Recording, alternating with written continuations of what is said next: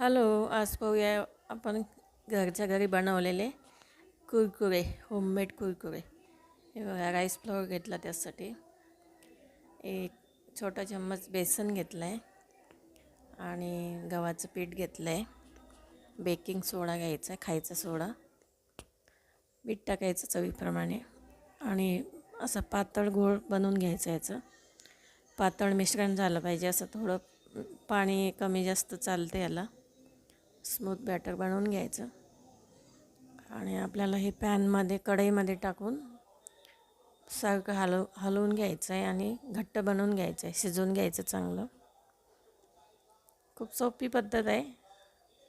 प्रमाण व्यवस्थित असलं की विकतचे खाल्ल्यापेक्षा घरचं खायचं. बटर घ्यायचं 1 चम्मच आणि चांगलं गरम असतानाच टाकायचं ते, म्हणजे मिक्स होते चांगलं. आणि 5 मिनिट म्हणजे झाकून ठेवायचं, म्हणजे चांगलं हे होते, थंड होते आणि शिजते पण छान. थंड झाल्यानंतर आपण काढून घेऊया एका बाउलमध्ये. कॉर्नफ्लोअर टाकून थोडंसं चिपचिपं झालं असेल तर थोडंसं आणखी टाकायचं आणि स्मूथ बनवून घ्यायचं चांगलं. आणि आता गोळे करून हातावरच बनवून घ्यायचे कुरकुरे, आपल्याला जसे लागले तसे. लांबट, गोल, आखूड, लांब असे एकसारखे बनवले की दिसायलाही छान होतात आणि असे तळून घ्यायचे तेलामध्ये.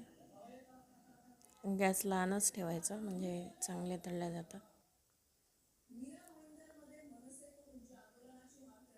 आणि घरच्या घरी बनवून बघा तुम्ही, खूप छान होतात ते आणि एकदम कुरकुरीत होतात. असे काढून घ्यायचे मस्त.